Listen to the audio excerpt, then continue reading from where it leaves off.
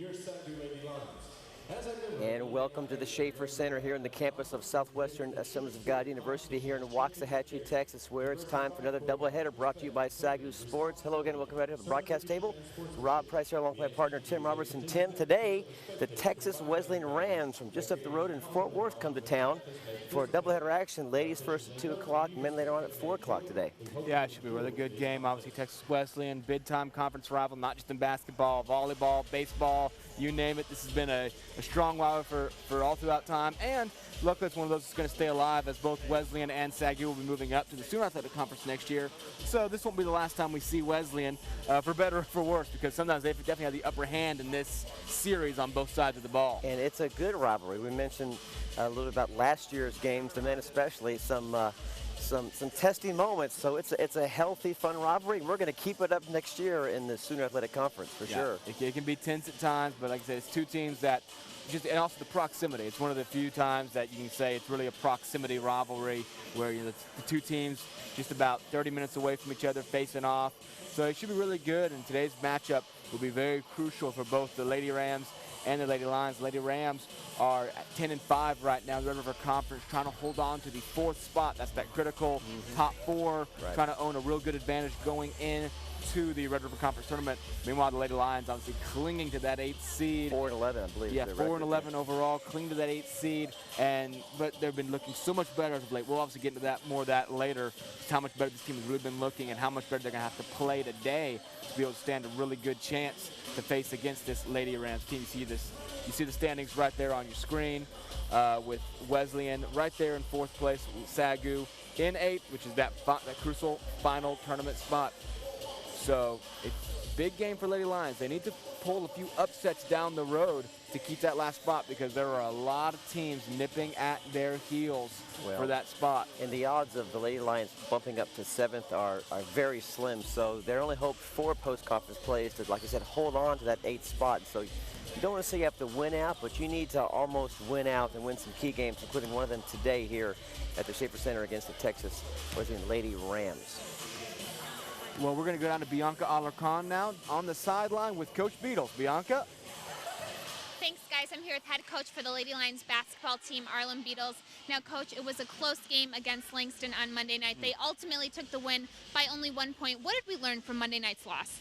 Well, you learn when you play hard and you really rebound well. Boy, Langston was a huge team that we can play with anybody, so that was a big difference. We just rebounded really well, and our defense was really good. We got out there and covered them. Now, something that the Warriors' defense is good at is forcing their opponent into bad shots. How important will shooting from the field be tonight? Well, it's always important. Texas Wesleyan, they're the Rams, the Lady Rams. They have a real nice ball club. Number 3, her last name is Larry.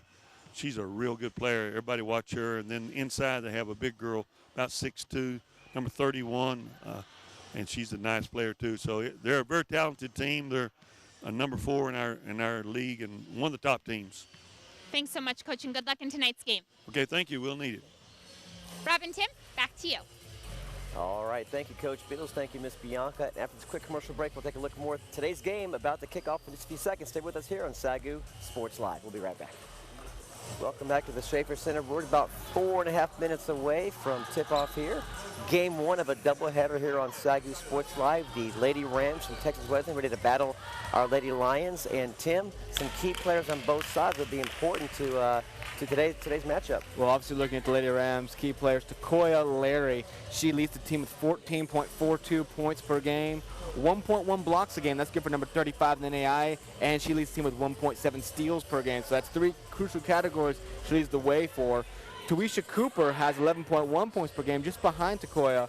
She also leads the team with 7.5 rebounds a game. Not a very heavy rebounding team, and that shows as they height-wise, they aren't very intimidating. Minus, as Coach said, that 1'6'2" player, Kayla McCray. Height-wise, this is not a very dominating team, so they're not a huge rebounding team, but Tuisha Cooper is able to lead that team with 7.5 rebounds. What about the Lady Lions? Well, I see 3 players in particular, Tim. The guard play has increased so much the last couple of games. Coach Beatles said we got to decrease our turnovers. They have Their shooting has improved from the outside. So let's begin with Taylor Hill, a point guard. She is really coming on strong, along with her backcourt mate, Bethany Kroc, who really came out of nowhere about 3 or 4 games ago, Tim. So if they can keep pressure at the point guard play on defense and offense, plus let's put Cassie Cox in there as well. She's 5'6". She's 6 foot. She'll do battle against that Kayla McCray. So outside that, we have 2 other players who are really tall inside. So rebounding could be a key factor, beginning with Cassie Cox today. Yeah, and you talk about the improved guard play. Just the improved play overall, the Lady Lions. They've won 2 of their last 4 games. That one was a narrow loss to Wiley on the road, and obviously just last Monday, they 1-point loss to Langston. They were in it from the beginning. They had leads. They fell behind. All came down to a last possession game, a desperation heave. So this is a team that has found their way to start clicking and stay in games against big opponents. One more shot to fall last week would have been a win over Langston.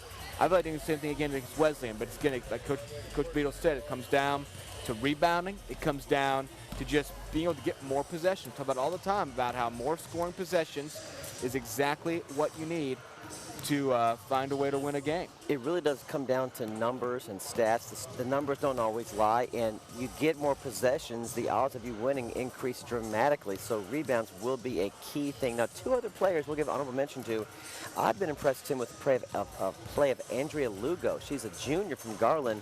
Has really stepped, or San Antonio, check that. She's really stepped up her play coming off the bench for Coach Beatles, as well as Brittany Griffin. She's 5'11" sophomore from Rockwall, Texas, has given a good breather for folks such as Sierra Hankins, Cassie Cox. So he's getting more well-rounded play from his bench, don't you think? Yeah, he definitely has. There's been a lot more improvement coming off of the bench to fill in for different players. Obviously, you can't play 5 players for 40 minutes. That just won't work out. So they found a good way of really spreading the team out, finding a way to keep the team rested and competitive late in games. Like you said, they were down late to Langston, found a way to cut it back to 1. So late in games, they are staying with it. They're finding a way to score in those last 2 minutes. And one way they're scoring is Jessica Sodich, I think, was 2 of 3 or 2 of 4 from three-point line, hit her first 2. A confident-looking stroke she's developed. So Sodich could cause some trouble for the Rams defense on the perimeter today. Sodich has definitely developed a great shot. We heard her say back during volleyball season, she's a volleyball star for the school, obviously. Heard her say back during volleyball season that she thinks she might actually be better at basketball than volleyball. Well, wow. She may be starting to prove it a little bit, because in that last game against Langston, she was making the 3-pointers drop from all over the court, clutch ones to bring them right back into the game. So she is definitely at a much improved spot. And this is a team really needing a star to step up. Taylor Hill has done it a lot, but they need 1 or 2 more to step up, because like we said, it's going to take a couple of upsets to get this team in the tournament. They can't continue to lose to the teams who are ahead of them in the standings. There's too many of those teams left. They have to find a way to beat a few teams they're not supposed to beat, and that might just give them exactly what they need.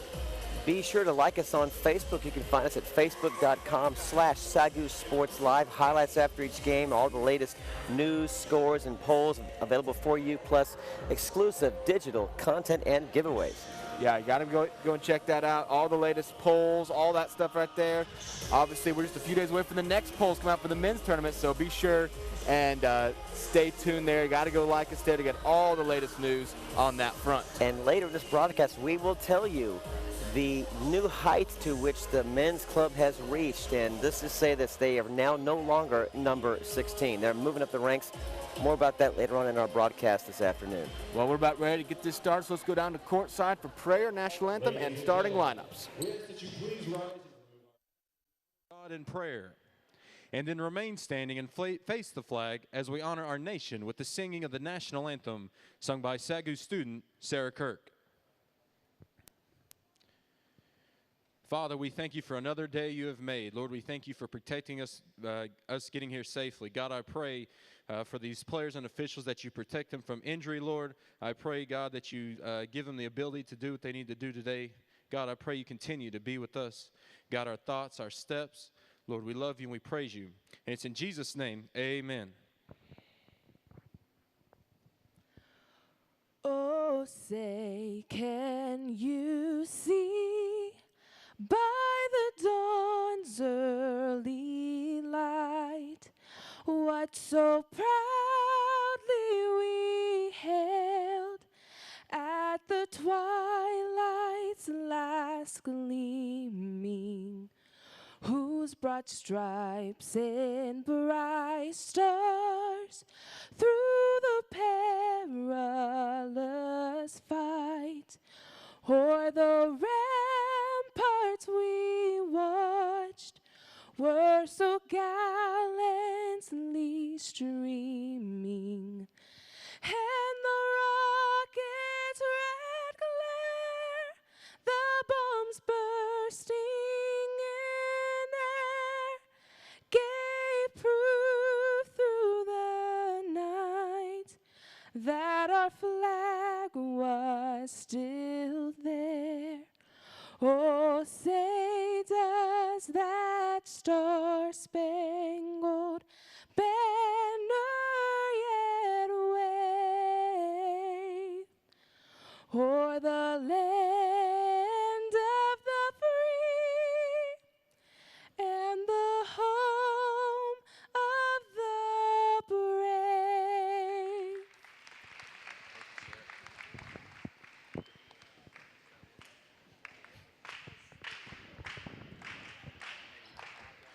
And now the starting lineups for the Lady Rams.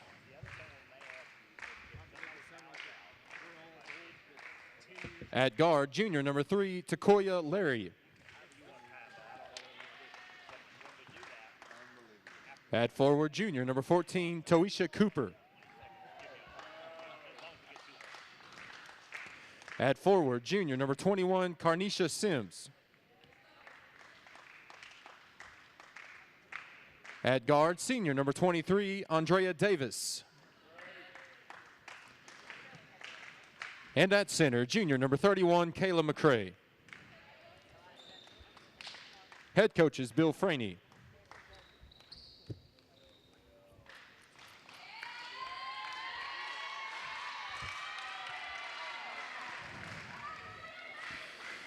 And now the starting lineups for your Lady Lions.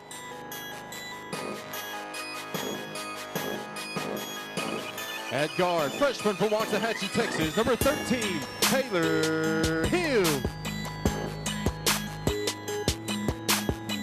At guard, freshman from San Antonio, Texas, number 22, Bethany Croft.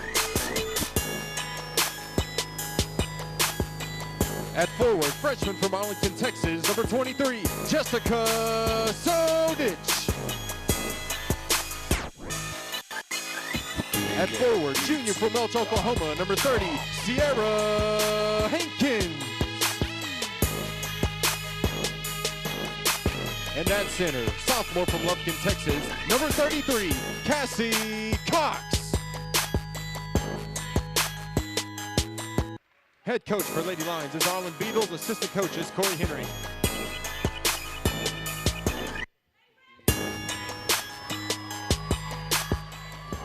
Nothing left to do but to tip the orange skin up in the air, the orange ball up in the air, and play some basketball. If you're here in the campus of Southwestern, come on down, support these Lady Lions. There's plenty of spots up in the rafters as the Lions look to maintain that 8th spot, the playoff open spot here in the Red River Conference play. Yeah, it's going to be a tough battle to finish. As we said, a lot of teams just nipping at the heels. Bacone, Jarvis, they all want to find a way into this tournament. They're going to have to find some way to keep that 8th seed. Like we said, it's going to take wins like today. It's going to take a game like today, going up against a team who on paper looks a lot better. You got to find a way to beat them. Cassie Cox will tip for the Lady Lions. For the Lady Rams is Kayla McCrae.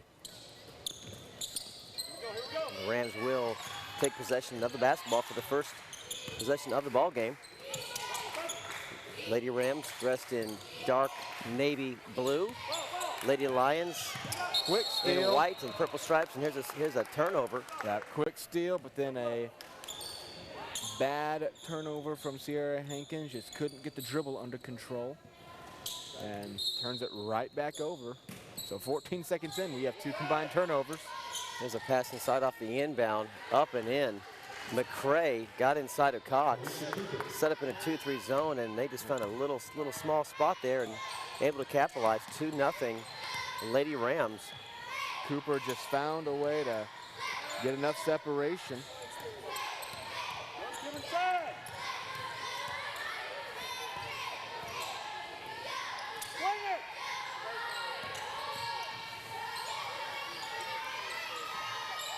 Good ball movement. Here's a shot from Kroc. A little too flat. Later Rams come away with the ball. Lions in that pesky 2-3 defense. Now pass inside. Out of bounds. We'll keep it right here. Yeah, we really saw that defense fluster Langston on Monday night. Just kept the pressure on and forced a lot of turnovers. It's how they stayed in that game and had a chance to win at the end. There's a whistle and a foul. That's going to fall. I think they're going to count the bucket. They are, Yep. and that's going to put to the line Carnisha Sims, a junior from Tulsa, Oklahoma. Puts the Lady Rams up 4-0. Yeah, fouls in the act of shooting on Sierra Hankins. And she completes the and one. So Lady Rams out to a quick 5-0 lead, making both of their early possessions count. Taylor Hill almost loses the ball right Sims, around half court. yeah, Sims really pressuring Hill out on the point. Kroc stops and pops, shot no good. Sodix almost had it. Lady Rams come away with it. Kayla McCray, the 6'2 junior from Watauga, Texas, away for the rebound. Rams will set up shop again. Looks like it went off McCray's hands. It did. Hankins was in the vicinity, but they're going to call that SAGU basketball. Yeah, we saw a lot of that against Langston also, because to get around this 2-3 defense, you have to pass high, and that leads to the natural mistake of just aiming too high. That one could not be reached by McCray, went out, so SAGU forces a turnover. Hankins double team, looks to get pass out. It's going to cross the midcourt line, and there's your whistle. Yep. And Hankins drove and was in trouble, was double teamed, looked to pass it back to Kroc. Kroc had already cut towards the basket, so no one there to pick up Hankins' pass. That's a turnover. Just got to stay aware out there.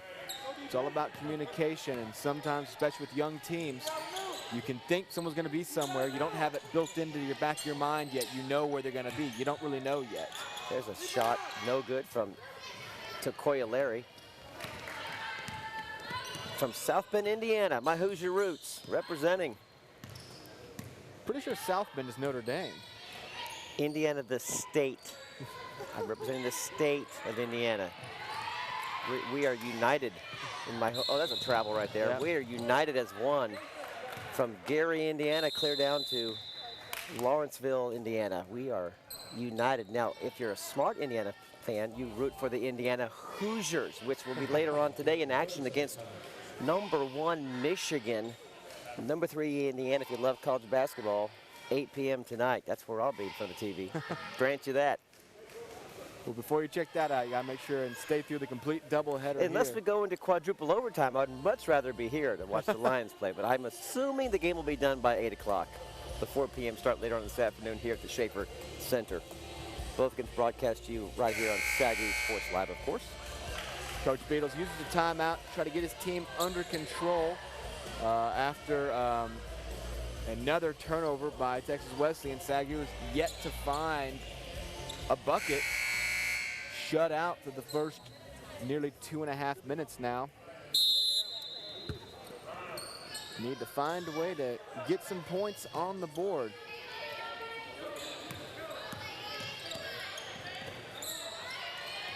Over to Hill. Plenty of time on the shot clock. Kroc looks inside, now steps back out.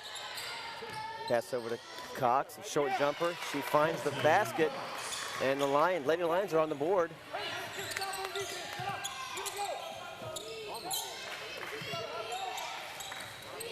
Nice inside pass and a whistle. Cox got a piece of that arm, and it's going to put Kayla McCray on the foul line. And we see Wesleyan doing a good job already of passes over the top, finding a way to connect. And it results in the foul there, and McCray knocks down the first free throw. You can see already the Rams' game plan. Pound it inside, pound it inside. Go with that 6'2" height you have on the inside. And hopefully put some pressure on this Lady Lions 2-3 defense. Which you would think they'd shoot more outside, but they believe their height will give them an advantage in that matchup against Cox. As we mentioned her in pregame, a big player today should be Cassie Cox if she can handle McCray.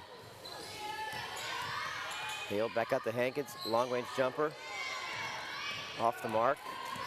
And here come the Lady Rams.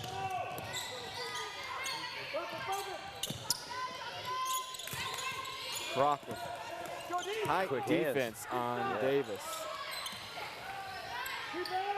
There's a shot. No good. Rebound, McCray again. Too strong. Weak side rebound up and in is Toisha Cooper. She's from Wichita Falls, a junior, 5'9", puts the Lady Rams up 8-2. And the Lady Rams are doing a very good job of getting that ball inside. Now here's a shot from Hill. No good. Now offensive rebound, loose ball. Now the Rams come away with it. Looked like the Lady Lions had a hand on it. Inside in the open court, whistle. Another foul called on the Lady Lions and another trip to the line. And they did for that Kayla McCray. before the defense can get set. They're trying to capitalize on that transition moment of about 2 or 3 seconds. You have a moment to make something happen before everyone settles into their defense, and they did just that. Now put the Lady Rams back at the foul line. First one's no good. Lugo, Andrea Lugo, and Corja Harvington into the game. Sodich and Crock will take a seat.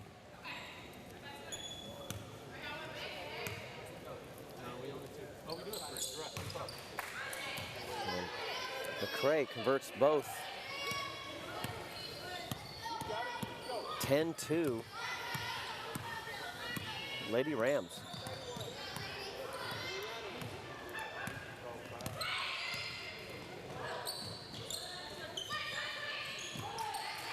Harvington over to Lugo. Hill's cutting through. Now there's a whistle. I think they're going to call that on. Could be on Sims. A push on Carnisha Sims as Hill was flashing through the lane. A little too much action with the body and a whistle.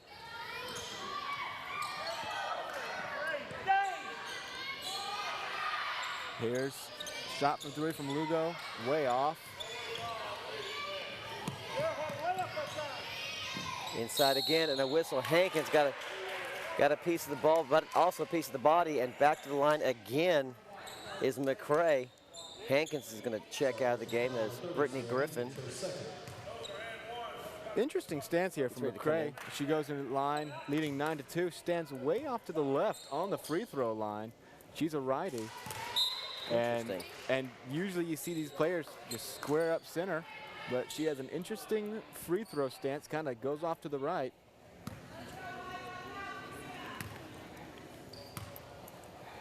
Your score. Free throw too strong. Harvington comes away with the rebound. She's gone 1 for 2 at the line each time she's been there tonight, which is already 3 times in the first 4.5 minutes. And a little too tight on the defense again. Whistled is Carnisha Sims. That's 2 on Sims. He's a junior from Tulsa, Oklahoma. And now here comes Audriana Simpson into the game for Sims. Never hurts to get your starting point guards in foul trouble for the Lady Lions. I mean, get any way you can to get an advantage. Could help you later on in the close of this game. Well, more importantly, the Lions need to find a way to get on a scoreboard right now. Almost 5 minutes in, just 2 points. Bad pass, and it gets swatted away. Stolen by Shyla Fields. Here goes pass too high. Now here comes McCray again. A strong move inside. She delivers for the Rams. Timeout. Coach Beatles wants to talk it over. 12-2 run to start this ball game. 5 minutes into the game, and Lady Rams looking much like the number 4 seed in Red River right now, Tim. Yeah, they have done a very good job from the onset. They found a way inside, something that Langston couldn't do really at any point consistently on Monday. Texas Wesleyan, without truly superior size. You obviously have Kayla McCray at 6'2", but she has been unable, the Lady Lions have been unable to really find a way of stopping her. She's been to the line already 3 times, and is just doing a great job finding a way to consistently score. And for the Lady Lions, the biggest problem is offense at the moment. You only have knocked down 1 basket. You're unable to get open shots. Texas Wesleyan's forcing steals, forcing turnovers. Got to find a way to get points on the board, or it's not going to matter what you do on defense. Lugo out to Harvington.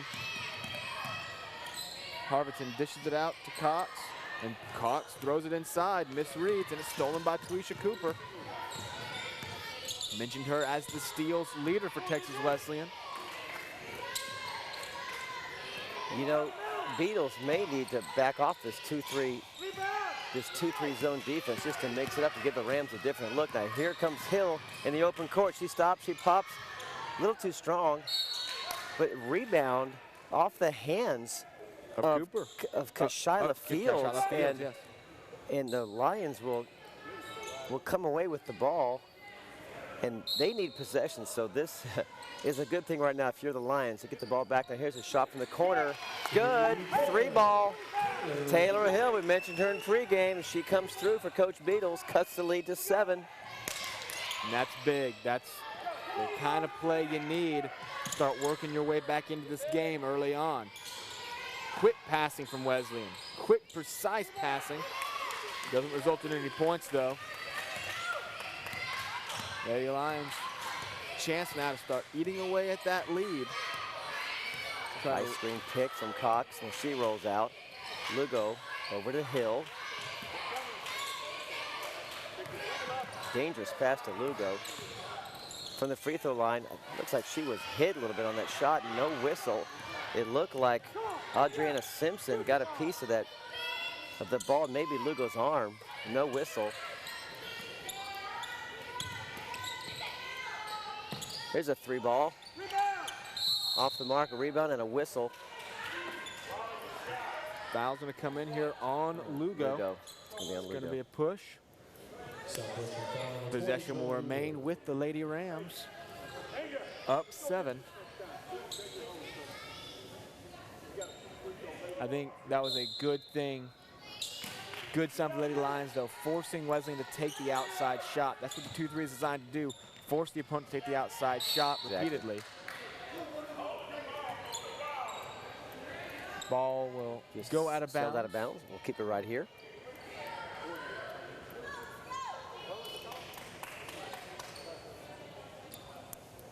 And now the refs are conferring over perhaps how much time is left on the shot clock. They're going to reset the shot clock. Bump down to 27 seconds. That's the issue here was the shot clock. I don't think it ever ran after the initial foul. Yes. So just get that reset down to 27 seconds. Correctly, and they're going to put it back at a full 30 for the Lady Rams. So yeah, the SAGU defense showing a little bit better over the last few possessions. Like you said, you don't mind if your opponent just has to take threes. I mean, sometimes they go in, but the percentage is much lower. You can't allow what's been happening of just slicing through the middle and getting easy layups. Easy layups, exactly. Now an interior pass tipped away, and a whistle. It looks to be a jump ball. Possession will go over to the Lions. What happens is when the 2-3 defense works good, it makes those outside perimeter players impatient, so they throw the ball inside when maybe the post player wasn't fully open, and that's what happened right there. And the Lions able to come away with the ball on the jump ball possession arrow. Harberton wide open. Harberton cuts the lead to 5. Just stood up and drained that one. And that's the kind of thing. 3-ball corner, got it. Down it, that's Kashyla Fields from Oklahoma City, the sophomore. Texas Wesleyan goes up 15-7.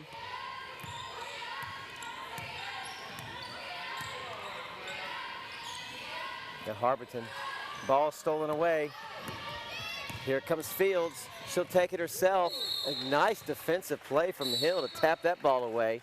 No foul. Good hands from Hill to tap that ball away on the lay-in.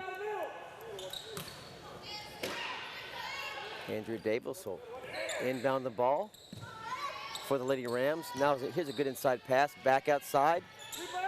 Shot from the corner, up, no good. Rebound, Griffin.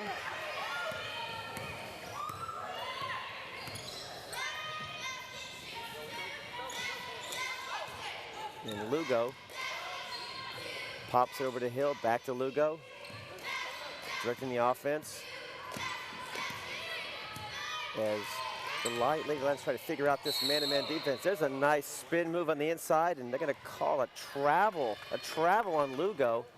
Had the open lane, little spin move, freed her even more, but slid her foot, turnover, Lady Lions.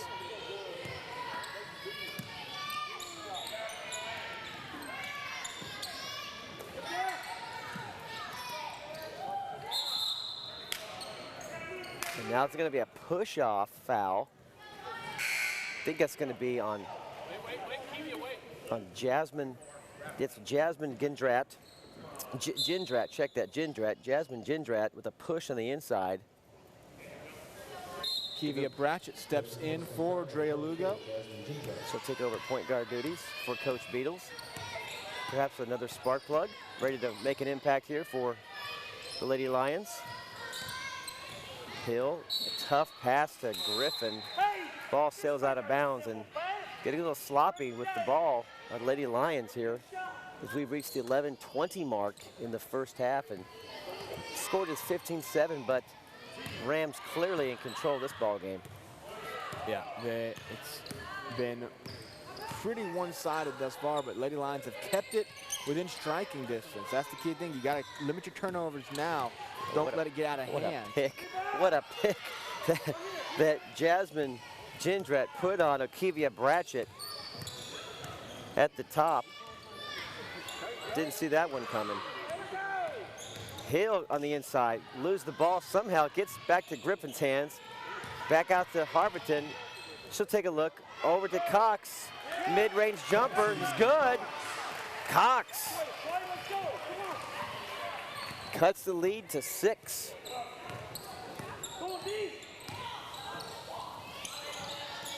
Her first 2 points of the game. There's a 3 ball.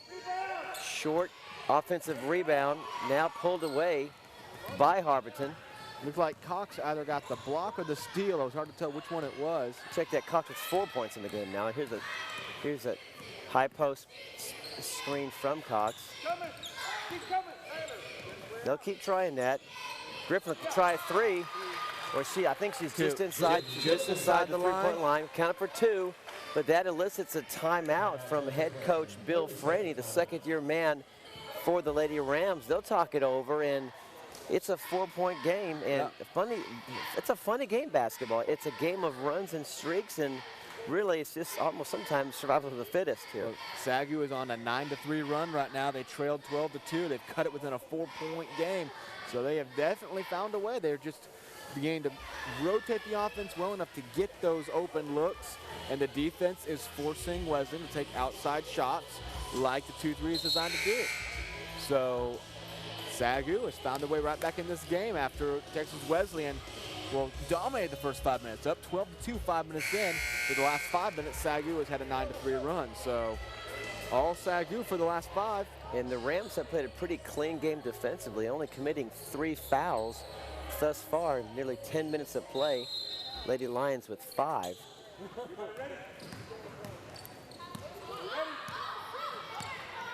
So here come the Lady Rams again, and the Lions continue to spread them out on that 2-3 defense. Now they get the ball inside, now back out. Now they're seeing some good ball movement from Texas Wesleyan.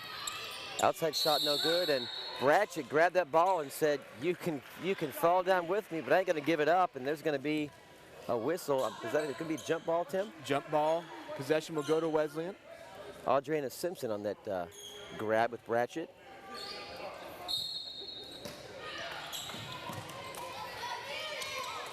We'll reset the shot clock.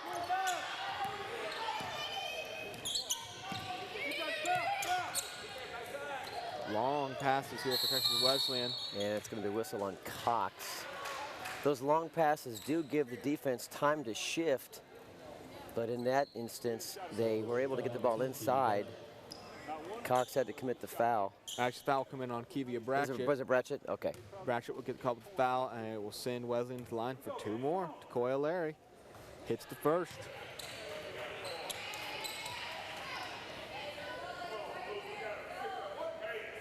Block it up, now block it up. Let's go. Connects on 1 or 2. 16-11 your score.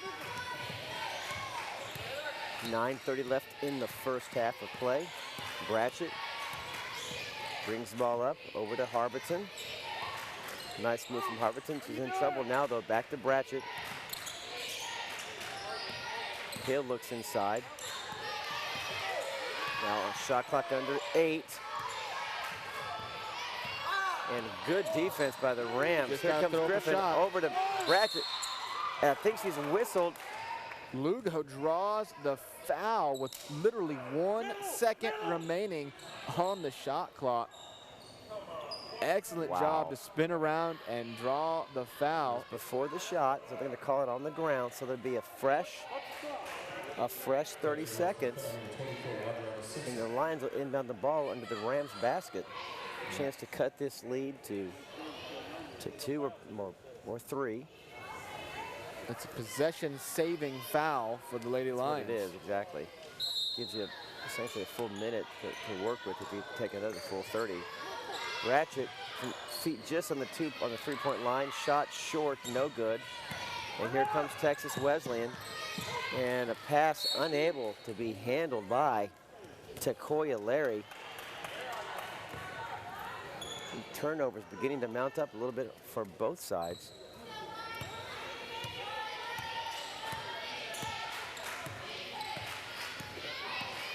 Wesleyan showing a man-to-man defense. Another whistle. Wait for the call here. Ratchet went down, and she will get the foul It's going call. to be on Adriana Simpson, Fort Worth native, a sophomore. Get called for that one. Croc will step back into the game now for Taylor Hill.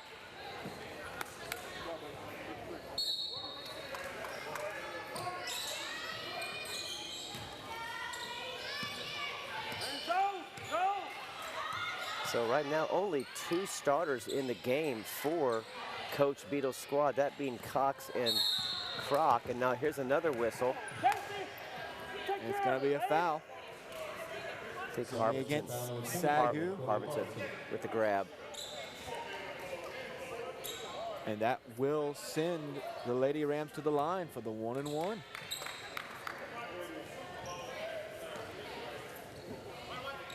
Takoya Larry.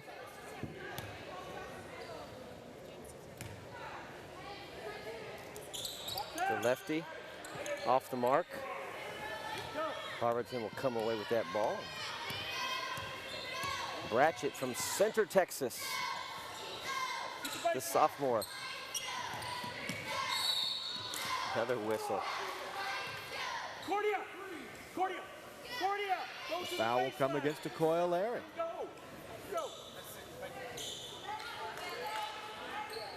And that's going to put the Rams within 1 of the bonus. Here's a steal. Now a steal back. Croc able to corral that one in. And I was going to say the Lions are now putting the Rams in the bonus, and 1 more foul from the Rams will put the Lions in the bonus. Low Inside pass from Croc. inside. She gets it up somehow, too strong. And she's going to commit it. That's a frustration foul from Croc off a missed layup attempt, although she was double teamed at the block. And Croc, being only 5'6", didn't have a great chance to get it up over those arms anyway. Somehow did, and when it didn't go in, she wasn't happy about it. So I think that was more of a frustration foul there. And they'll send Wesleyan to the line again. Never good to commit backcourt fouls, though, when you're in the bonus. Sodich will step in for Cordia Harberton. First time we've seen Sodich on the floor today. As Volleyball star. As Andrea Davis will shoot the 1-and-1. She'll hit the first.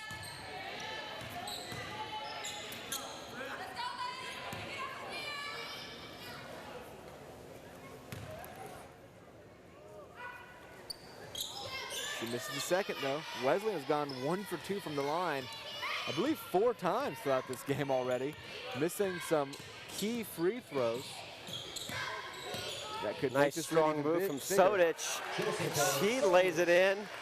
Power move from Jessica Sodich. Moving left to right. Can I borrow this?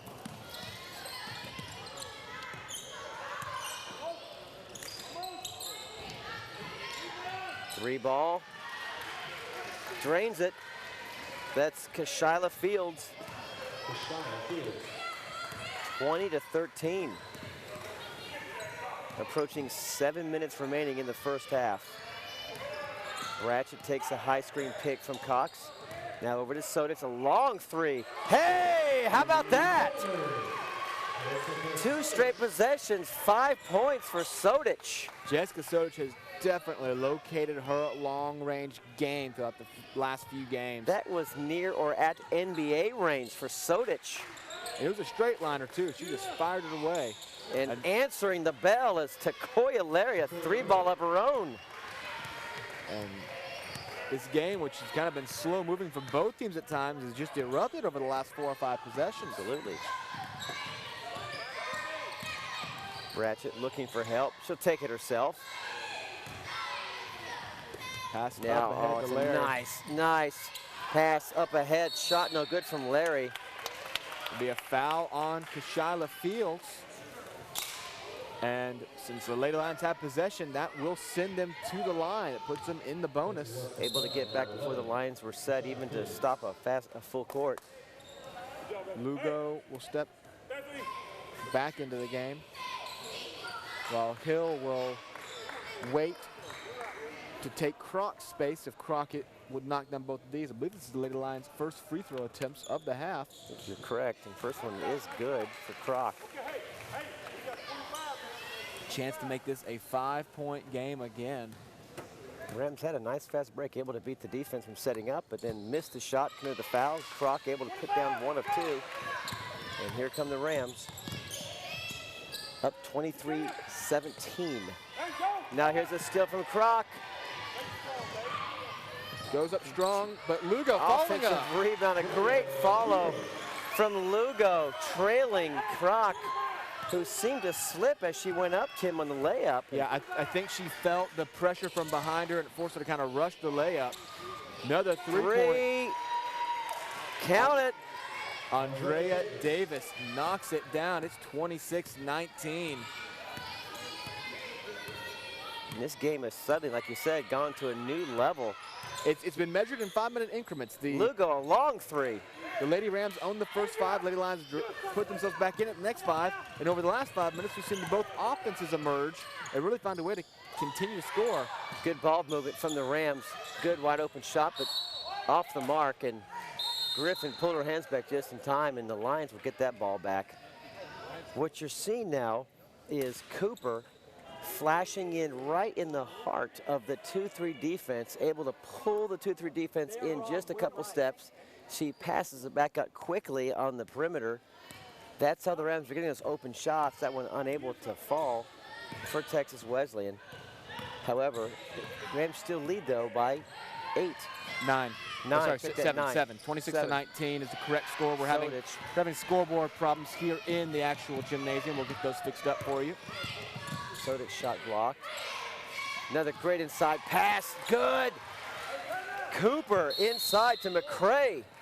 A great inside pass. High post, cutting to the low post. McCray finishes it up for the Lady Rams. Another timeout on the floor.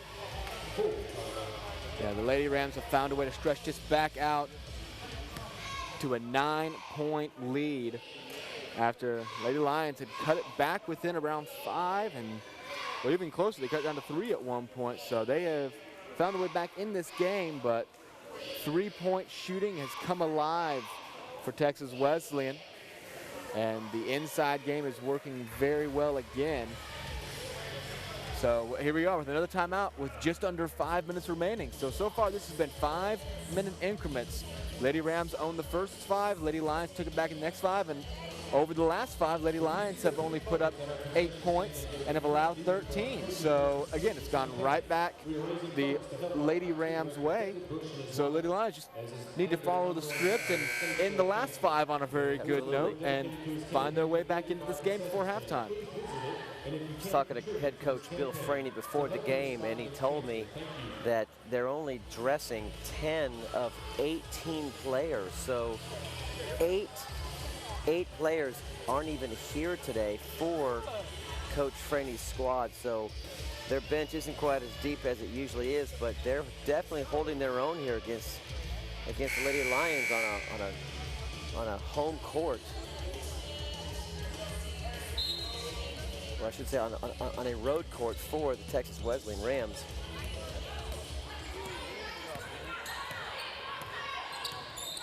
And Lugo. Nice Nice move. inside move, flips it up. A little too strong off the back rim, rattles in and out. She faked the high pick left set by Cox, went right, and had the wide open shot, unable to get it to fall, but the Lions will get the ball back. She had Now everything. a whistle. Yeah, she had everything but And McCray the called call. up for a hold. And Tim, these fouls are beginning to add up for the Lady Rams. And it will send the Lady Lions to the line. boy, if you can get McCray in foul trouble, you got to like that if you're the Lions. Free throw no good from Cox. If you can get McCray in foul trouble, and she's got the ball again. Nice strong move, up and in.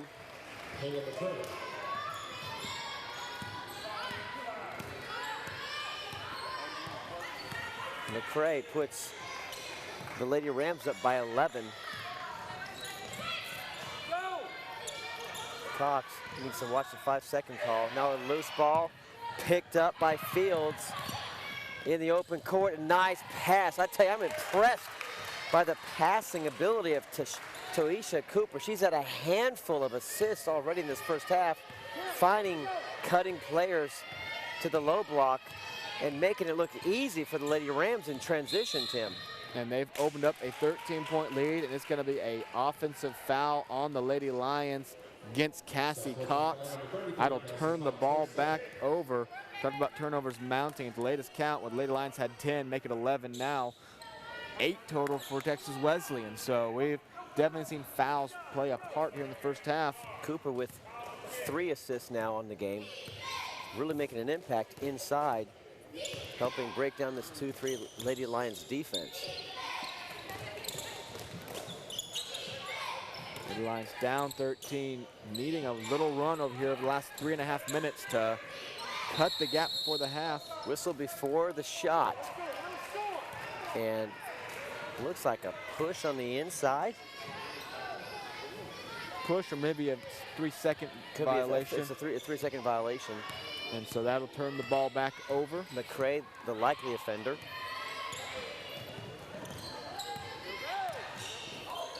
Sodich, Lady Lions trying to find some breath, some breathing room again. Griffin swarms over to Lugo. Now 9 of the shot clock. Throws up a prayer, no good. Loose rebound, a struggle. Now Griffin, shot no good. Cox had a hand on it. Rams come away with it. And you know, you can't ask for more than 2 or 3 good looks in an offensive set like that, Tim. They had their chance to put that ball in, several good looks, none able to fall. But that one falls, and that's McCray again. And again, from the baseline. And an excellent bounce pass to get it in. The Lady Rams have been impressing all afternoon thus far with how consistent their passing game has been. Lady Lions trailing by 15 now. This game has turned against them again and quickly. Getting a run in the last 2 minutes. Backs into the defender, still has the ball. Off the glass, no good. They're gonna whistle Sodich. And Beatles claiming that she was fouled on the shot before she had to attempt that rebound, and Sodich whistled for a foul. He's gonna put the Rams back on the line. It's gonna be that interesting looking free throw attempt once again, Tim, from McCray. 2 to 3 feet off center. And the Lady Rams are in the double bonus now, so it'll be 2 shots no matter what. She makes the first. Into the game will come Croc, and Lugo will step out. You know, some people's eye just sets up differently for shots like that, and she prefers that slightly off-center free throw, and second one no good. And possession will Yeah, it went out of bounds off of Hill. And so possession will go over to the Rams. Misplayed it. Hill tries to just laugh that one off. A rebound. That's as good as a turnover, really. Now here's a long 3 ball in the corner. And Nails it's good. Takoya Larry again delivers for Texas Wesleyan, and they now are nearly up by 20, a 19-point lead.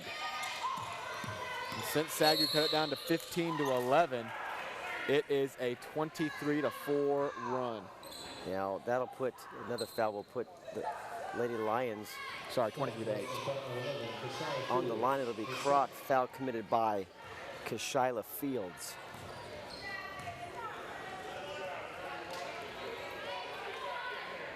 Under 2 minutes to play here in the first half at the Schaefer Center. First free throw up and good. Croc. It's her first point of the game. Looks to make it 2. In and out, but a whistle. And I think they're going to call a lane violation. Croc will step right back to the line, so it's a lane violation that's what it is. on Texas Wesleyan. SAGU will get another shot at it.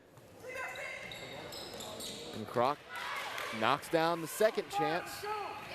Redemption, second chances. Makes it good, cuts the lead to 16. Now a steal from Croc, and she'll finish it off. Lead down to 14.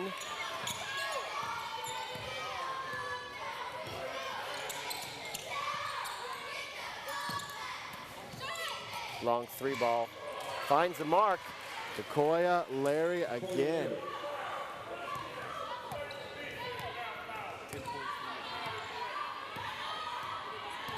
That's 10 points now for Takoya Larry.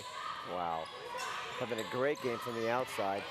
Several threes already have fallen for Larry. Hill looking for help, and a steal from Larry. Lays it up and in with the left hand.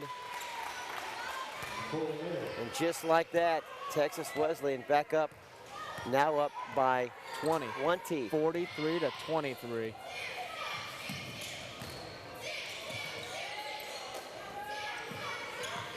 SAGU, shot clock.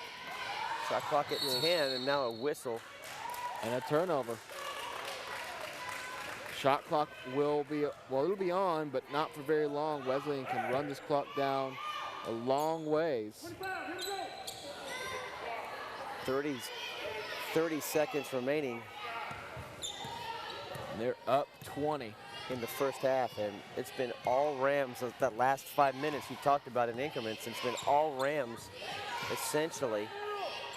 And here's a nice wide open look, no good though from Larry. She looks like she might be more comfortable from beyond the 3-point arc than at the free throw line. While the ball's in play, that shot no good. Now under 15 to play in the first half, as Coach Beatles will have to talk things over with the Rams, the Lions. They find themselves down by 20. Now 5 left. Nice inside pass to Sodich, and she puts it up and in. As halftime. We've reached halftime here at the Schaefer Center, and Lady Rams have stormed out to an 18-point advantage over the Southwestern Lady Lions.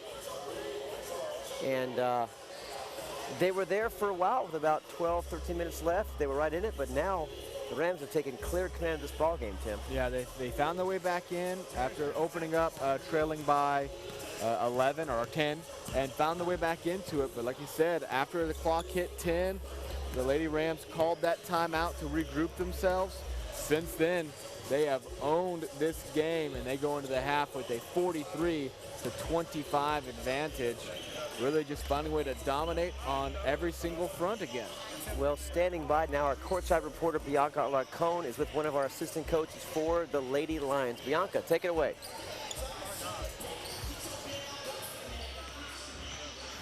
Thanks, guys. I'm here with assistant coach Corey Henry. Now, Coach, it's been an intense last 10 minutes of the game. Both offenses have really emerged. What do you think our offense needs to do in the second half to kind of keep up with the Lady Rams? Well, right now we got to cut out the turnovers. We had way too many turnovers on offense, on the offensive end especially. We've got to execute. We're not executing very well. The plays are not working like they're supposed to be working, and it just basically comes down to execution and cutting out turnovers. And you have to give it to the ladies for competing with the number 4 seed in the Red River Athletic Conference. What do you think they're doing right? Actually, we're playing pretty good defense. We need to extend out a little bit more. I think shut down their three-point shooters that are hurting us a little bit right now. But we just got to keep fighting, keep playing hard. Thanks so much, Coach, and good luck in the second half. Thank you. Rob and Tim, back to you. All right, thank you, Coach Corey Henry, a first-year assistant from the Lady Lions coaching staff. We'll take a quick break. We'll be right back after this. Stay tuned. You're watching SAGU Sports Live. Lady Lions, Tim, just struggling to keep up with the pace of play. The 3 balls are falling. Good, strong defense from the Rams, and the Beatles may have to make some adjustments on defense to get the ball club back in this game. Well, I think that's the big thing, is that the shooting has definitely improved from Texas Wesleyan from the outside. We were talking about how that's what you want to make them do, is make them shoot from the outside.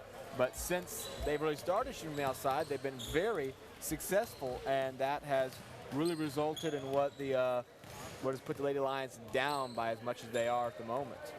Takoya Larry, several 3 balls at some timely moments to quell the surge put forth by the Lions, and I'm really impressed also with the strong inside passing play, particularly of Toisha Cooper. She's a junior from Wichita Falls, and Coach Bill Frenny's got a really disciplined bunch, considering almost half of his ball club aren't even on the court today or on the bench. 8 of 18 players didn't even dress. Now, we don't know if it's injury or what the reasons are, but as a coach, you have to be concerned a little bit going on the road, knowing that almost half your team is unavailable for you to go into the ball game. Yeah, they've done a very good job of keeping their composure, keeping this game completely in their control. Like I said, only for briefly, when that 5-minute surge Lady Lions had, have they ever really been in any danger.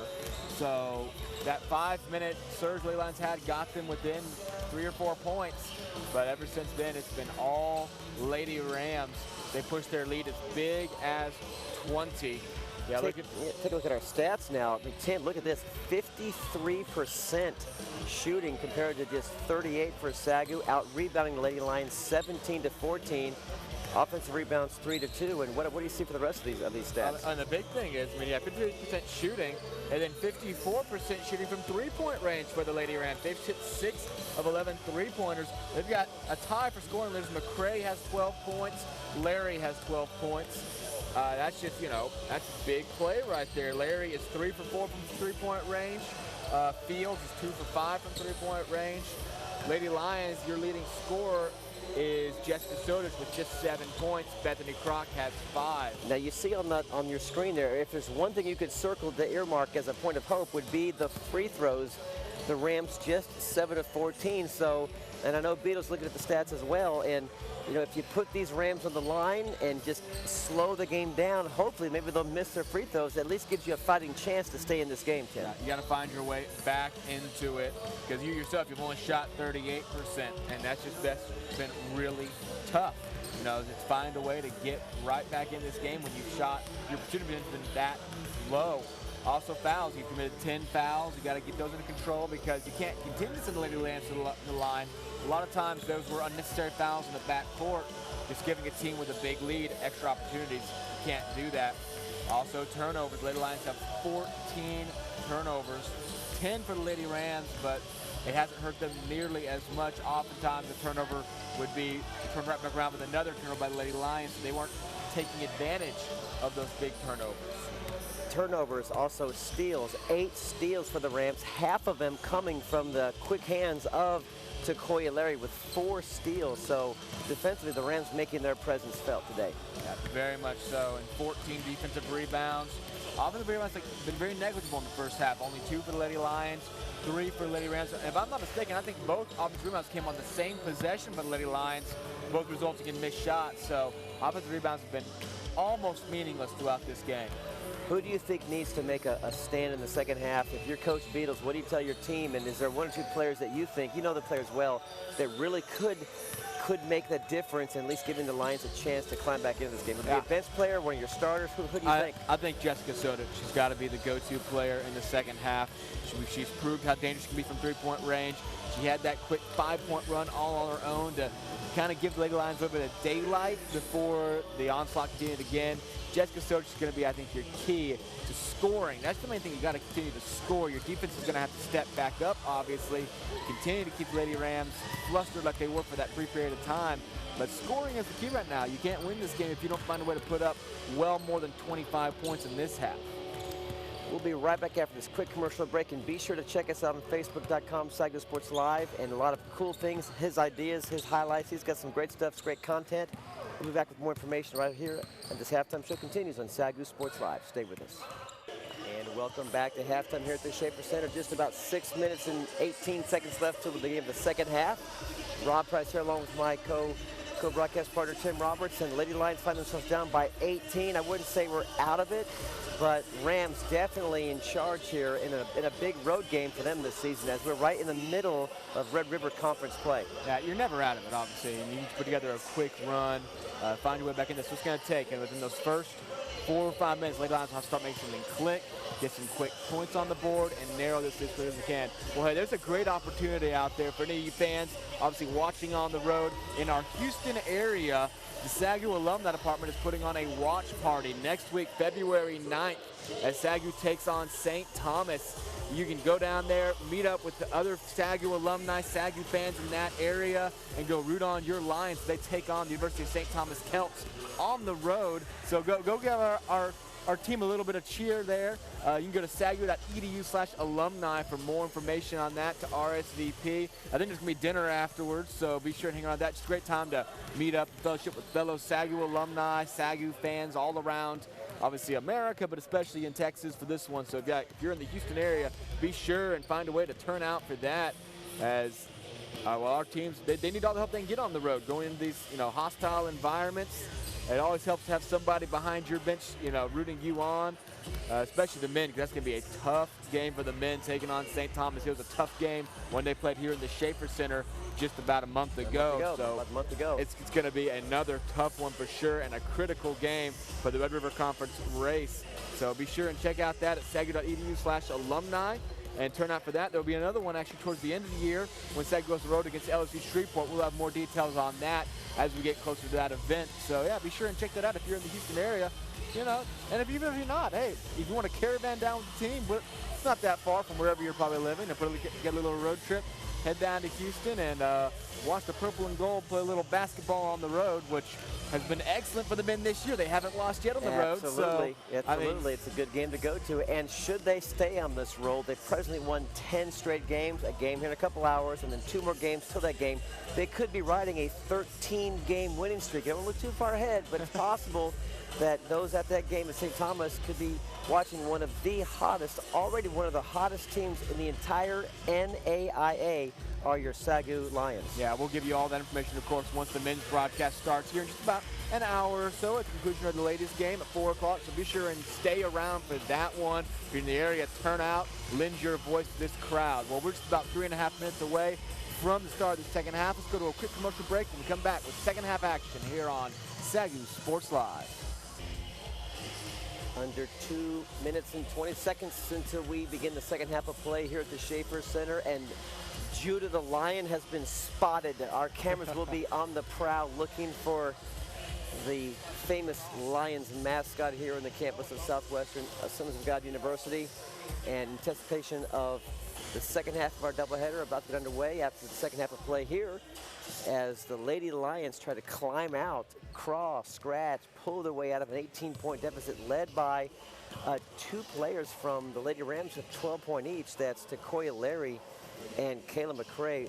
Inside-outside game working well for the Lady Rams. That's exactly what it's been, with Larry scoring 9 of those points from beyond the 3-point arc, and obviously McCray just slicing and dicing inside, dominating the paint for the Lady Rams. So it's been a very meticulous offensive attack for the Lady Rams, and just when it felt like the Lady Lions had found an answer and we're going to start edging them out, protecting the zone like they want to.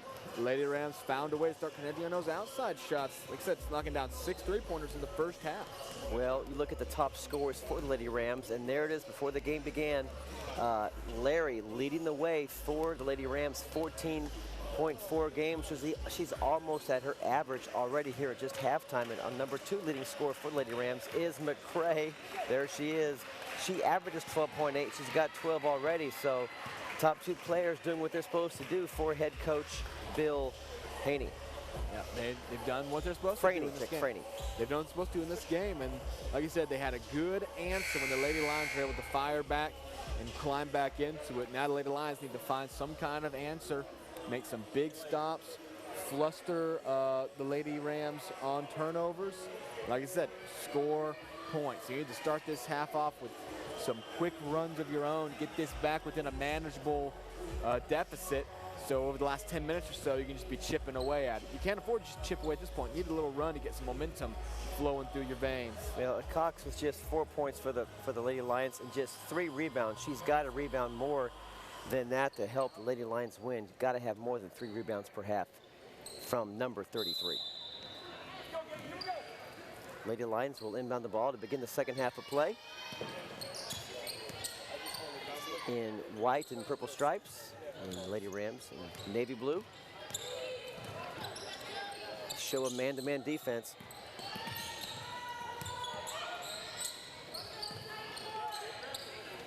Hill holding on to it. Clock over to Hill. Now Sodich. Shot clock down to 8. Hill, Croc muscles her way in, loses the ball, tries to get it back. Rams come away with it. Somehow come away with that. So Beatles elects to stay in that 2-3 defense. A skip pass over everyone, over the head of Tokoya Larry. That'll be a turnover and a quick timeout from head coach Bill Frady. He's going to call timeout. Yeah, I think he knows the importance of holding this lead, and you start out with that quick turnover after you get turnover of your own. You really want to limit that.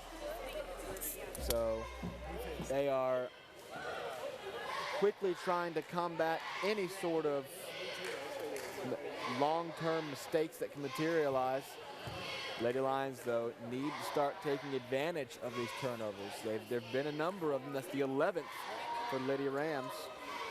But it hasn't felt like the Lady Lions have found a consistent way to really put it in the basket. So you see Drew the Lion there. He is. He's been spotted. Our cameras, our phenomenal camera crew is capturing the line in the wild of the stands.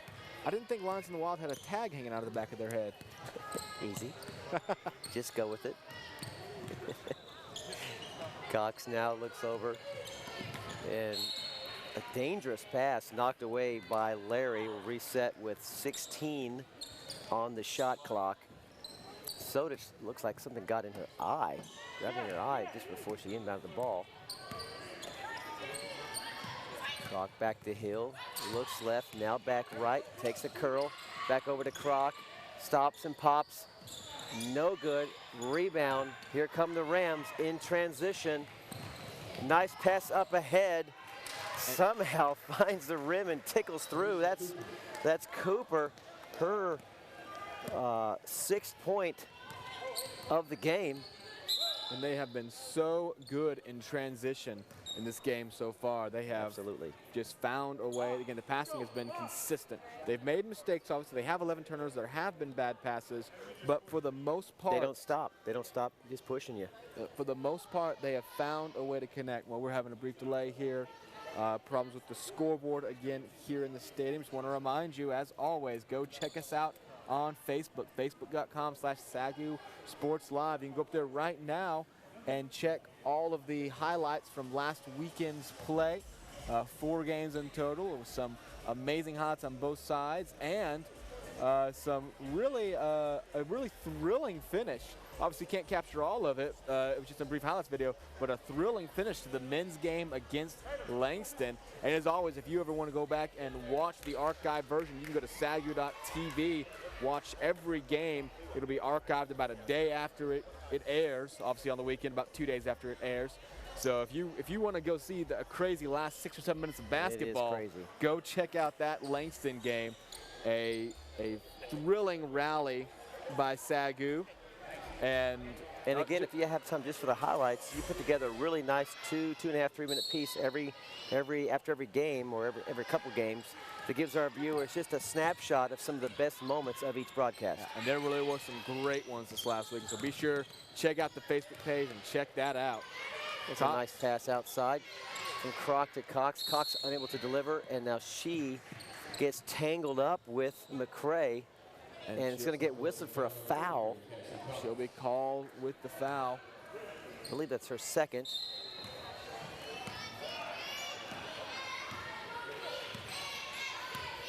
The Lady Lions down by 20 again, losing possession. And not starting this half off with quick scores like we said they needed to. There's a move inside, a whistle. Are they going to count the bucket? No, there's going to be a travel. Turnover. One too many steps there. As Brittany Griffin steps in for Cassie Cox. Hey, don't worry about it. You can play the game. Over here talking to us.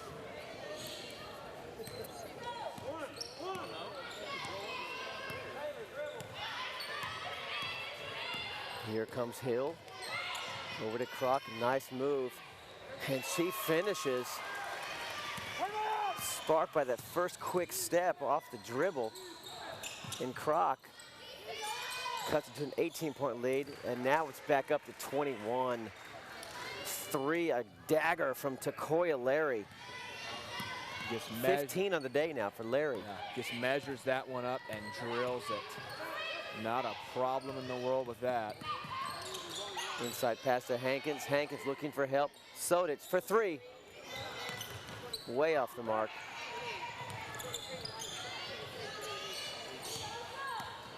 Lady Lions I don't mind seeing those three-point shots though. When you're down 21, you're going to have to get some points in a hurry. So I don't mind seeing that if it's a wide open shot. And she did have a good look at it. Yeah, you got to find some way. Croc almost tips it away, but mid-range Larry. jumper is good. Again, Larry now 17 points for Larry. And a timeout, Beatles. The Lady Lions have found themselves down by 23, 3 minutes in. Beatles not happy at all with the start of this second half, Tim. Like we said, down by 18, you needed to come out with a statement and quickly start erasing this deficit, but that has not happened. You've fallen behind by 5 more, trailing 50 to 27, as it is a full timeout for SAGU, as they will try to draw up some plan to get themselves back into striking distance. That was Larry's 4th three-pointer of the game. She's 4 for 5 now overall. And the Lady Rams are, well, shooting very effectively all over the court, but especially from three-point range. Well, it's those Indiana roots. I mean, she's the one from South Bend. You remember me mentioning her, the South Bend native. We know how to get him to shoot straight up there in Hoosier land. So, not surprised to see the Hoosier helping out head coach Franey. I'm sorry, but I hear South Bend, and all I think is Notre Dame. That's all I think. That is their home spot. I'll grant you that. I mean, that'd be like saying, oh, well, you're from Austin, Texas, and Aggie land. Indiana, I mean, that's not true. It's not a big state. It's in Texas. See, South Bend, Indianapolis is about 2.5 hours. You can fit about 6 or 7 Indianas inside of Texas. So everything's close up in Indiana. That's true. That's true. It's all one big family. Texas is a whole nother country, as we've been told a couple dozen times on TV every time a bowl game is played here. All the time. Here comes Taylor Hill trying to find any sort of spark to really give the Lady Lions a fighting chance in this game, as it's turned, well, not ugly yet, but a big hole to climb out of for these Lady Lions. Sodich, 3-ball blocked from Larry. now getting active on the defensive side of the game, and Larry spots up another three, and it looked good coming off, a little too short. Offensive rebound, pass over to McCray, and foul on the shot. She'll go to the line and shoot a couple. Yep. Can't allow those offensive rebounds to happen. Texas Wesleyan's been shooting so well on the game, 53, almost 54% at the half. Well, that when they do miss, you really need to get that rebound. You can't give them a second opportunity like that in points. Those are two weak side rebounds that happen within about 3 seconds of each other. The three ball off from left to right, rebound from Cooper, who then passed it over or shot the ball over, missed back to the left, waiting for the ball. There was McCray. So the defensive positioning of the Lions not in the right spots as they are allowing the Rams to get a lot of offensive boards. Griffin, no good. Careful, no whistle called. Rams have numbers if they want it. Inside to Cooper. Foul on Sierra Hankins. Southwestern foul number 30, Sierra Hankins, her fourth. That's Sierra Hankins' fourth foul. 4, Coach. Nobody's on your name. I have to set up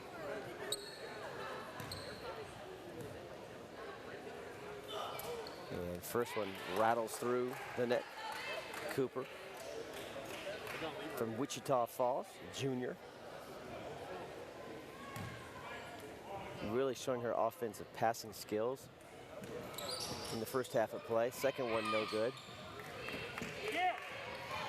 Hankins will stay in, Tim, with 4 fouls. Beatles electing to keep her in the ball game with 15:46 left. And Hill puts one through from about 17 feet. Breaks a brief run from the Lady Rams. No, and a muff catch from Cooper, looking ahead to see how open she was. Had to catch the ball, unable to do that. Turnover. The Lions will come back with the ball in possession. Now here comes Cox looking to check in, probably for Hankins. Kroc spots up, shoots. It's good.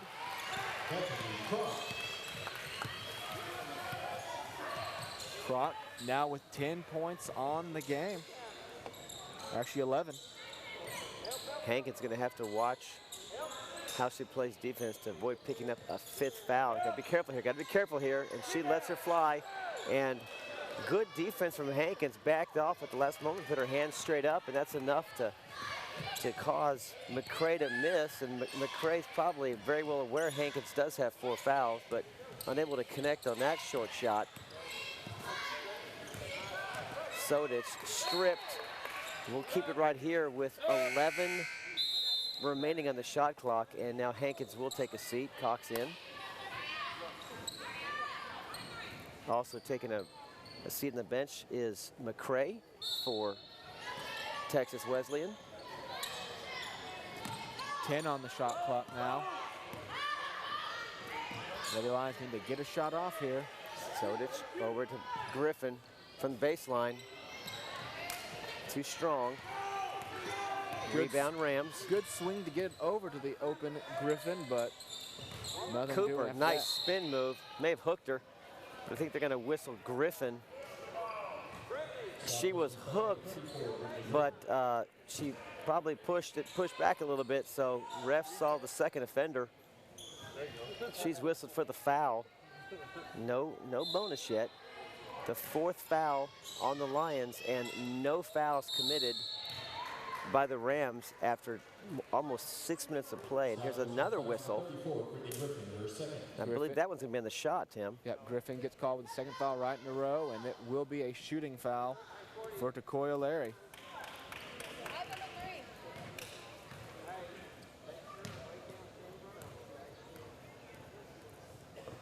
Disciplined defense from the Rams, not a single foul in nearly 6 minutes of play, and just 2 more will put put them in the bonus as the Lions have committed 5 fouls. Soders will take a seat. Harverton checks back in for Coach Beatles.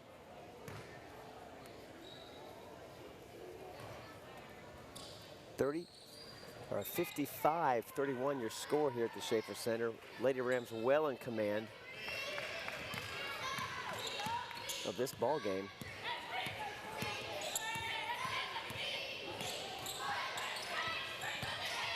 Kroc finds an open spot, puts it through.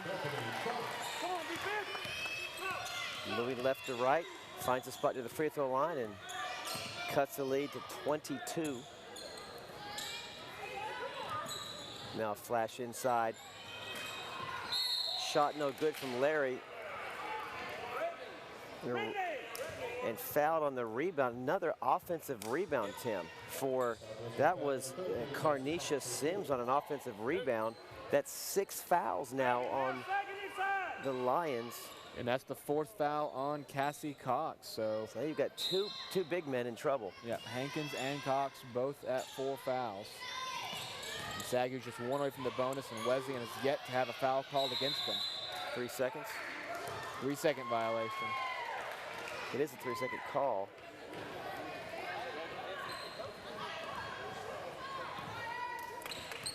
Lions with almost no choice but to leave Cassie Cox in now, as her replacement initially would be Sierra Hankins. So essentially when she fouls out, Sierra will come in probably. It's probably the case. There's a little floater from Kroc. And on the shot. So Kroc will go to the line and shoot a couple.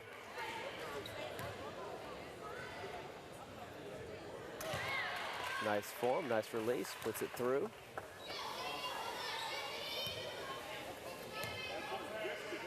Second one up, and it is good.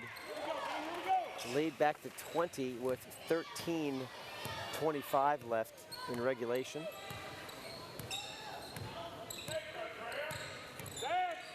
And as you see now, the Lions have moved to a man-to-man defense. Looking to mix things up, trying to stop some of that penetration and drive from the Rams' potent offense. The foul here will put the Rams back on the line. That's Andrea Davis, the senior from Wichita Falls. Free throw too strong. Griffin pulls it in.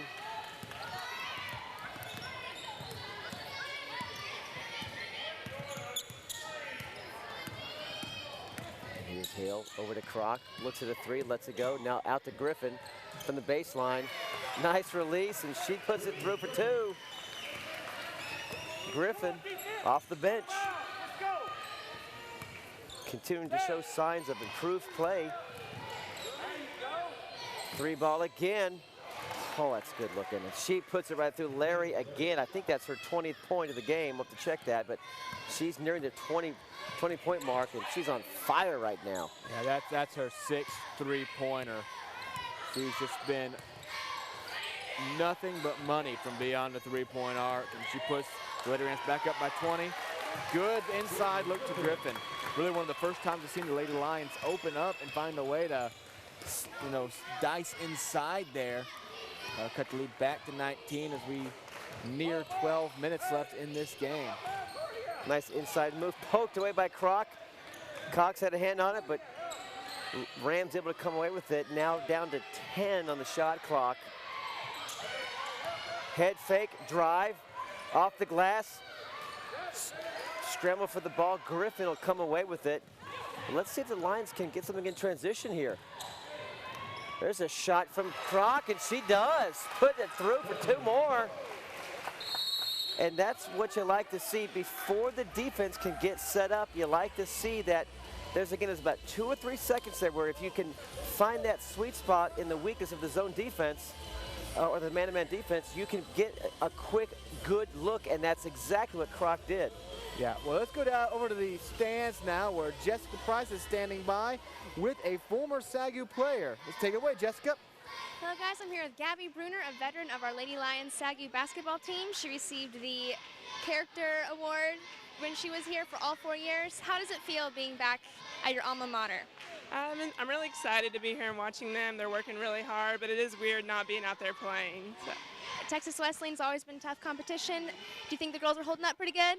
They're working hard. They're getting back. I mean, they were down by a lot, and they're coming back.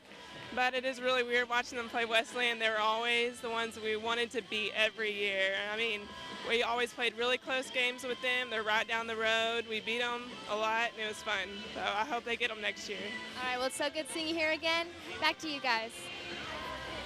Gabby Bruner, one of the outstanding players for Coach Beatles in recent years, back here in the gym to watch, or the Schaefer Center to watch some of her friends in action and to watch some new exciting players such as freshman Bethany Croc and others lead the way for the Lions. And she was a standout player for our ball club for a handful of years, Tim. Yeah, she was.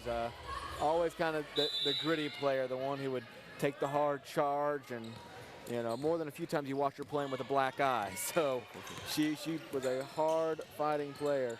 Lady Lions have trimmed this lead back down to 17. They've now outscored Wesleyan in the second half. A little bit of momentum on their side now, forcing Texas Wesleyan to call the timeout. Another missed shot off a set play for the Rams. We'll get the ball back. And a foul. Looked like Croc had fallen to the ground, but a foul. A foul called on Kashyla Fields on Croc. I thought they were about to call a travel, but instead it's a foul. It was simultaneous action. She would have traveled, but the contact was made before she had her foot slide to the ground. Nice strong move.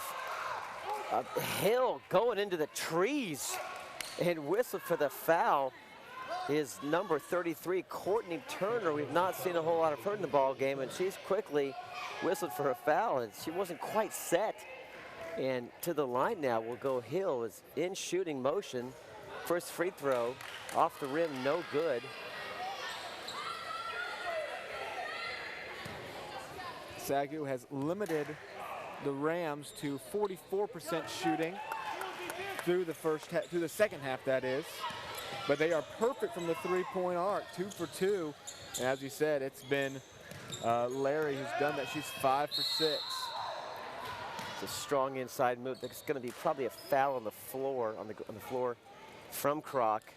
She grabbed the quick-moving Larry as she's making her move to the basket. We'll put Larry back in the line as the Lions are in the bonus, put the Rams in the bonus.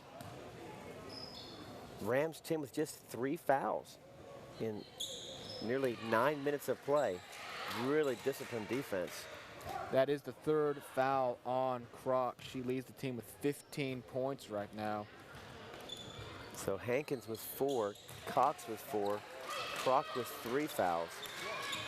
15 points and 4 assists for Bethany Croc. Meanwhile, Brittany Griffin, an unlikely suspect, leading the team with 7 rebounds. There's a hand check. It's going to be called on Adriana Simpson from Fort Worth, the hometown of the Texas Wesleyan University Lady Rams.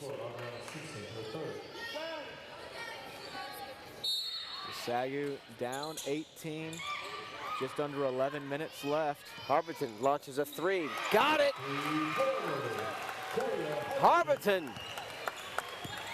Wide open look, delivers for the Lady Lions.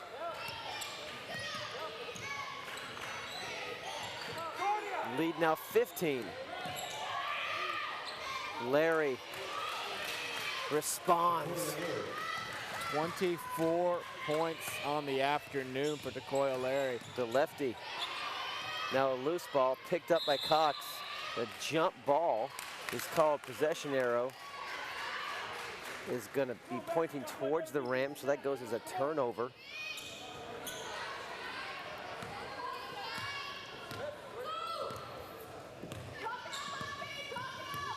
Lady Lions needing some key stops to find their way back in this one. They've Looked better as of late. There's a jump shot, almost at the exact same spot that Larry took hers a moment ago, is Kashyla Fields from Oklahoma City. Texas Wesleyan has been lights out shooting well over 50% on the afternoon. Harberton found herself free. The defender fell to the ground. Harberton took it upon herself to deliver that 10, 12-footer. Along the baseline, another shot, too strong. Offensive rebound. I think the ball may have hit the ground. Jasmine Gindrat come away with it. Will give the Rams a fresh 30. Quick hands of Kroc. Cox tried to get it. Now the Rams get it back. Nice inside pass. Lays it up and in is Jasmine Gindrat. Abilene, Texas, a senior. The loose ball really drew the SAGU's defense in, and that left Jasmine wide open underneath the basket. Lucky bounce. Indeed. Long three, no good from Harberton. Another inside pass. Gindrat unable to handle that one. Back out. Shot no good from Simpson. Another offensive board, Tim. Yeah, Texas Wesleyan's been mishandling the ball the last few times down, but SAGU unable to pick up the loose ball, and they've been allowing too many offensive rebounds. Spin went back on the inside, shot no good. Cox whistled as she comes down for the rebound. And you can't give the Rams 2, 3, 4 shots in every offensive possession. The odds are one of those is going to fall. Again, not when they're shooting upwards of 52% on the game either. Here come 3 players in the game. It's going to be Hankins, Lugo, and Bratchett. Hankins, as you said, has 4 fouls. And now here comes a 4th player into the game, Jessica Sodich. So Beatles nearly, what do you call it, a line change in hockey? Almost a full change, needing some fresh legs to get in there as they found themselves down by 19 again. Cox remaining in the game. So with Bratchett, Lugo, Hankins, and Sodich in with Cox. And another bad pass, another turnover. The Rams come away with it, leading by 19, looking for more. Inside, Hankins has to let that go, and she does. She knows she's got 4 fouls, and Cooper takes advantage of it. Puts the Rams back up by 21.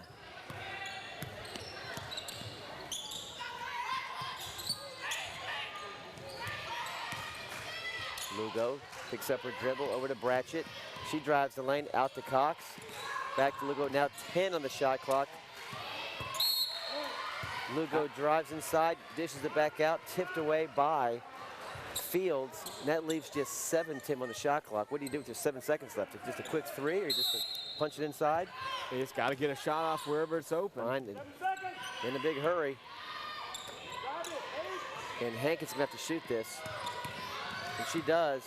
Hard off the glass, and it's good. It's good. Prayers are answered in the Schaefer Center as an off balance. And a 5-second inbound violation. Every Lady Ram took off up the court. No one stayed behind to get the inbound pass. So a mental error there.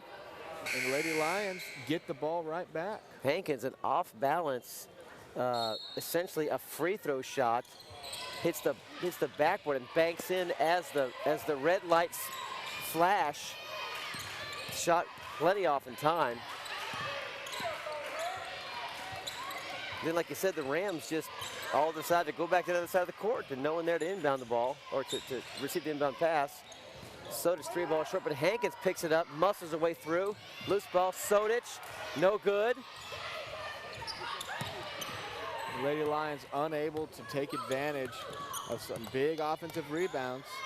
That's been their problem all game. Wesleyan's made enough mistakes, and SAGU has had some big steals and obviously a turnover like there by Wesleyan, but they're unable to take advantage of the mistakes. Quick shot inside, no good from Gindrat. I'd like to see the Lions set up a little full court press, Tim. Maybe try to create some turnovers, wreak some havoc coast to coast, but Beatles electing to just sit back in that half-court defense. Now Lugo over to Bratchett, launches a three. It finds its way home.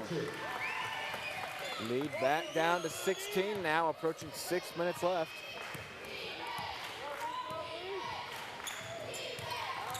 Strong move inside, now double teamed, passes it back out. Three is good. Count it, Kashyla Fields takes the pass from the inside lane post player. Had the window and took it. Lugo sizes up her man, and now Cox, baseline shot, in and out. Hankins with the rebound, shot no good. Hankins complaining the ball went off of a Wesleyan player. Now substitution in is going to be Andrea Davis. Will come in for Adriana Simpson.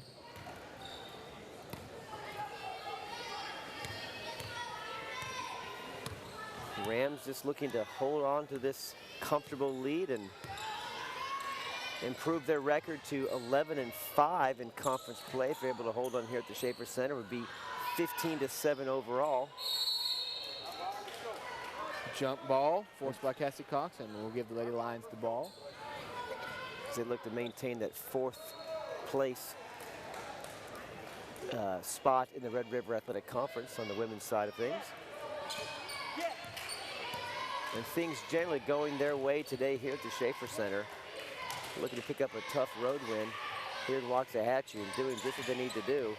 Now here's Bratchett over to Lugo. Pass tipped and stolen. Turnover. Up ahead in transition are the Rams. Nice shot. Mid-range jumpers good from Kaylin Williams. Kaylin Williams from Louisville, Texas, a sophomore. And it's hard to keep percentages on things like that, but in transition, the Lady Rams have been nearly flawless, finding their way down the court. Oh, Lugo, spot on. Three from well beyond the arc. Love to see some more of that. Come on, defense.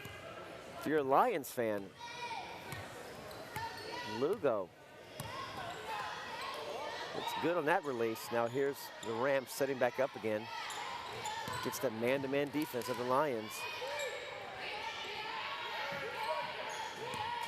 Milking the shot clock down, now down to 5, and now a steal from Bratchett. But they're going to call a... So it'll be a foul on Bratchett after the steal, so... No, it's going to be a foul on Texas Wesleyan. Yeah, I meant a foul against Bratchett, so she will... Lady Lions will keep possession. Wesleyan commits their 6th foul.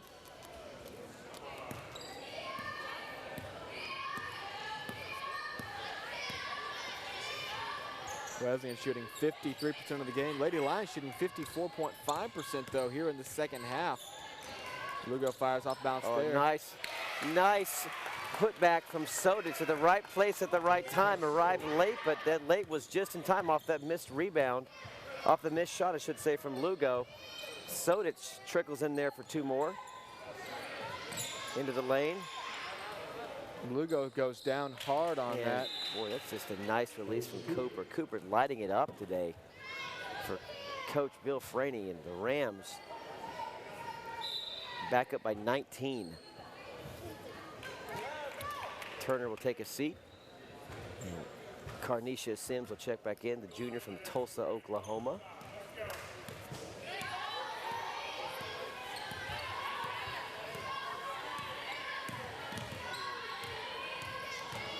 Lugo out to Sodich from 3. Shot no good. Cox scrambles for the rebound. Sodich will come away with it. Lugo sizing up the defense, elects not to take a 3. Looks like she wants to take it. She will take it. A little too strong off the glass. Hankins has got to avoid that 5th foul. Doesn't give a whole lot of chase for the rebound. Nice inside pass from Cooper again, and a shot up and a foul. Boy, Cooper just distributing the ball, Tim, all day long to her fellow post players. on the shot there and fouled is Kayla McCray. Foul will come against Sodich.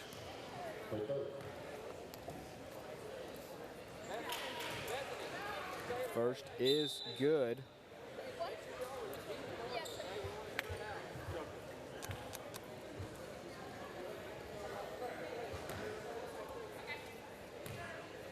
And stay tuned for the second half of our doubleheader here in SAGU Sports Live, coming up at the conclusion of this first game. With the men in action, riding a 10-game winning streak as they will take on the Rams at Texas Wesleyan University, just up the road in Fort Worth, Texas, off of 287. And Tim, as you mentioned, this rivalry really has been born out of the local interest, the local flavor being so close to Texas Wesleyan, and again them joining the SAGU Athletic Conference, a rivalry that will continue for years ahead. Yeah, and it's hasn't necessarily been the most competitive rivalry throughout history, but especially on the men's side, it is this year. We'll get you all the details on that on the men's pregame show, which will briefly follow the conclusion of this game. Taylor Hill knocks down the first. She's the only player on the floor for the Lady Lions without a foul. Perhaps actually the only player on the Lady Lions who has touched the court at all tonight and doesn't have a foul.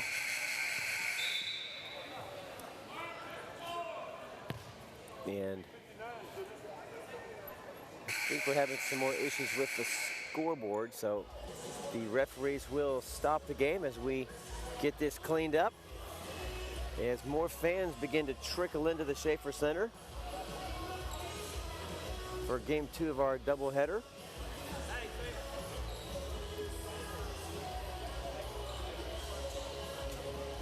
(77-59) your score, an 18-point lead. That's been about the average lead, would you say, Tim, throughout the course of the second half? After that, it was about that at halftime, and the Rams have just kind of held serve. The Rams pushed it as high as 23 at one point.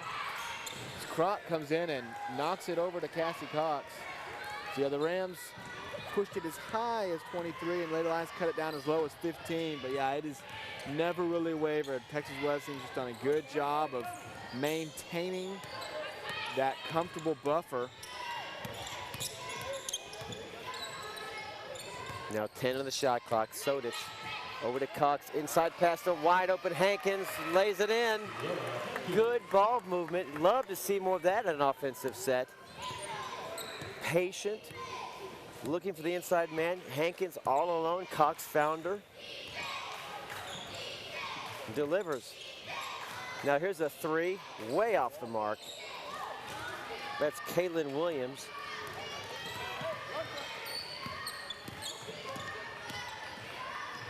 Croc looked over three, let it go. Now looking for help. Nearly traveled. And Hill now left with 10 on the shot clock. Sodich backs up her defender. Delivers. Nice athletic move from Sodich. Backed up her defender, spun left after moving right. Created some space and put the shot through. Lady Lions have cut the deficit to the lowest it's been this half, but it's obviously a little bit too little too late now as the game clock approaches 1 minute, and Texas Wesleyan will be content to just milk this clock. They'll have to shoot here in about 7 seconds. Ball stripped. And another, wasn't really a whistle. We had a buzzer from the shot from clock, the table. Shot clock violation. They were ruling that it happened just before the Lady Lions were able to take advantage, take possession.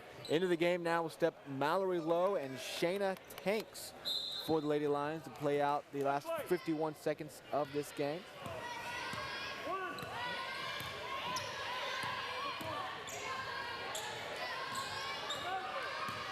Tanks with the ball. Over to Lowe. Back to Hill. Spins left. Gets the baseline shot to fall. 33 seconds on the game clock. And we're going to have a stoppage of play to reset the game clock to 33 seconds is the word we're hearing from the referee. Should be remaining on the game clock. shows 31-9 here at the Schaefer Center. Which should make very little difference. Texas Wesleyan should be able to run most of the clock out either way.